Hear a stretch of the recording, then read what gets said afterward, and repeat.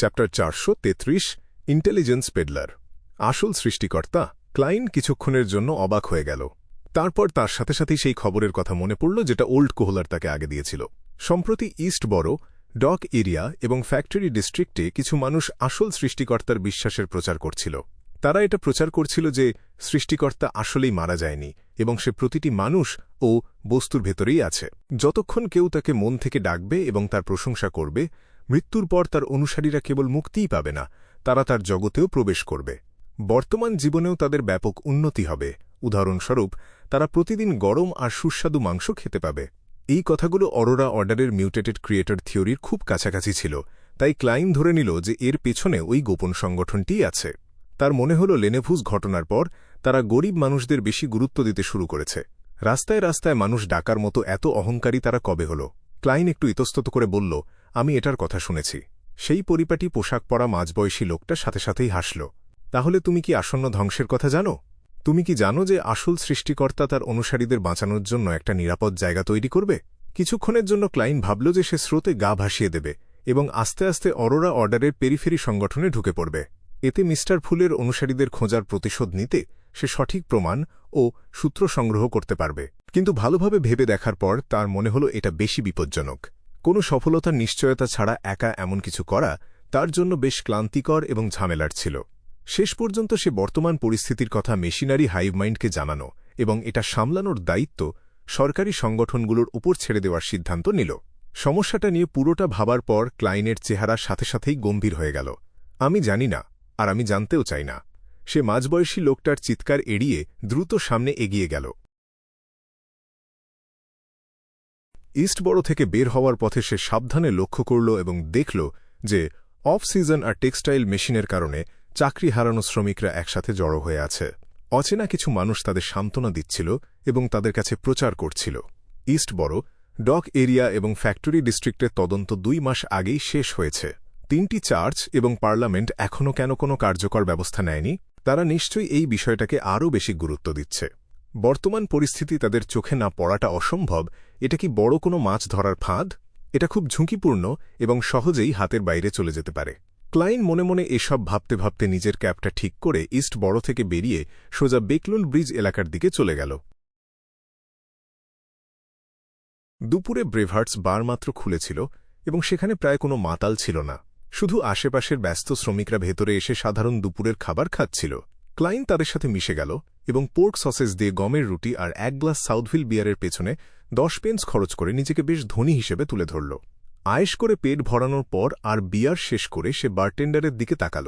কাসপার্স Kalinin কি এখানে আছে? সে সুযোগ বুঝে তার সাধারণ গুলিগুলো কিছুটা ভরিয়ে নেওয়ার পরিকল্পনা করেছিল।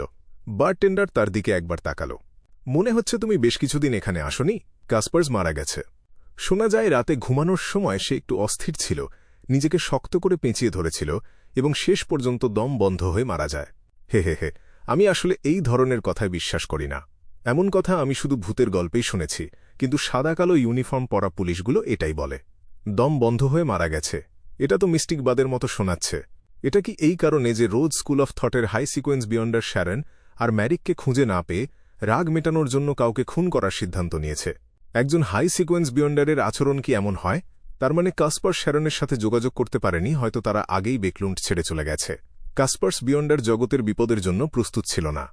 আমি হলে আর কখনোই ব্রেভার্টস বারে ফিরে আসতাম না। আমি আমার জমানো সব টাকা নিয়ে পরিবেশ পরিবর্তনের জন্য অন্য কোনো শহরে চলে যেতাম। তবে সাধারণ পরিস্থিতিতে একজন হাই সিকোয়েন্স বিয়ন্ডার এমন সাধারণ মানুষদের নিয়ে মাথা ঘামায় না। খুব বেশি হলে তারা পরিণতির কথা না ভেবে জোর করে কোনো মিডিয়ামশিপ রিচুয়াল করতে পারত। স্বার্থপর রোজ স্কুল অফ থট থেকে যেমনটা আশা করা যায়। ভাবতেই অবাক লাগে যে একজন হাই সিকোয়েন্স বিয়ন্ডার সত্যিই এমন কিছু করতে পারে। অবাক হওয়ার পাশাপাশি ক্লাইন সেই ব্ল্যাক মার্কেট অস্ত্র ব্যবসায়ীর জন্য কিছুটা দুঃখও পেল। বারটেন্ডার একটা গ্লাস মুছতে মুছতে বলল, তুমি যদি কিছু কিনতে চাও তবে একজন নতুন ডিলার আছে। কে? ক্লাইন কথায় কথায় জিজ্ঞেস করল। ওল্ড ম্যান, সে 3 নম্বর বিলিয়ার্ড রুমে আছে। বারটেন্ডার না তাকিয়েই বলল। ক্লাইন সাথে সাথেই উঠে দাঁড়াল এবং আস্তে আস্তে সেই পরিচিত জায়গাটার দিকে হেঁটে গিয়ে আনলক করা দরজায় টোকা দিল। ভেতরে আসো, একটা আওয়াজ ভেসে আসল। এই কণ্ঠস্বরটা একটু পরিচিত মনে হচ্ছে। ক্লাইন দরজা ঠেলে ভেতরে তাকাল। টেবিলের পাশে এমন একটা ছেলে দাঁড়িয়েছিল যাকে খুব বেশি বয়স্ক মনে হচ্ছিল না। তার পরনে একটা পুরনো ওভারকোট, একটা বাদামি বোলার হ্যাট এবং তার চোখগুলো ছিল উজ্জ্বল লাল রঙের। সে ছিল ইয়ান, বেকলুন্ডে প্রথম আসার পর যার সাথে ক্লাইনের দেখা হয়েছিল। সেই সময় তাকে ডিটেকটিভ জরিয়েল ভিক্টর লি এর নিখোঁজ হওয়ার কেস দেওয়া হয়েছিল এবং শেষ পর্যন্ত সে থার্ড জেনারেশন ডিফারেন্স মেশিনের পাণ্ডুলিপি নিয়ে দ্বন্দ্বে জড়িয়ে পড়েছিল। লোয়েন কিংডমে পাঠানো ইন্টিসের অ্যাম্বাসেডর বেকারল্যান্ড জিন ম্যাডানকে অরোরা অর্ডারের মিস্টার কে দিয়ে খুন করানোর জন্য তাকে অনেক বড় মূল্য চোকাতে হয়েছিল। আপনি ডিটেকটিভ মরিয়ার্টি? ইয়ান চমকে উঠল। সে নিজেকে আরও বয়স্ক দেখানোর জন্য ইচ্ছাকৃতভাবে মুখের ওপর দুটো গোঁফ লাগিয়েছিল। ক্লাইন হেসে বিলিয়ার্ড রুমে ঢুকল এবং ঢোকার সময় দরজাটা বন্ধ করে দিল। অনেক দিন পর দেখা।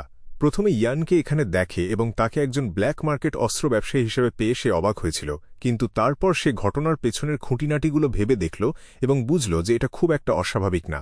ক্লাইন ব্রেভার্টস বারে আসতে পেরেছিল এবং কাসপার্স কালিনিনকে খুঁজে পেয়েছিল শুধুমাত্র ইয়ানের পরিচয়ের কারণেই। এই কিশোর বয়সের ছেলেটার নিশ্চিতভাবেই এই আশেপাশে ভালো যোগাযোগ আছে।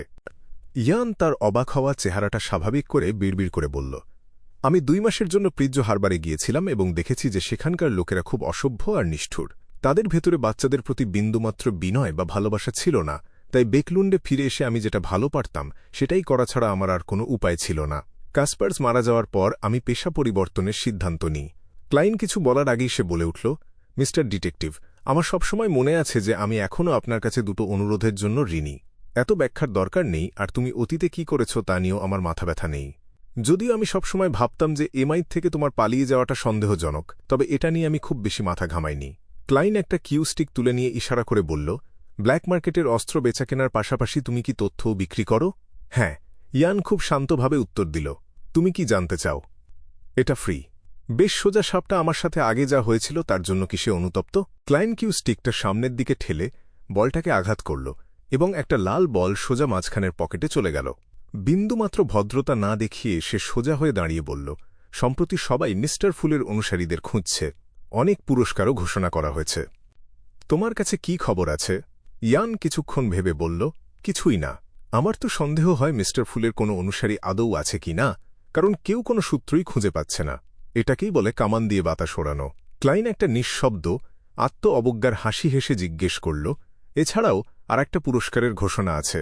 মানুষ আজিক নামে একজন লেকচারারকে খুঁজছে।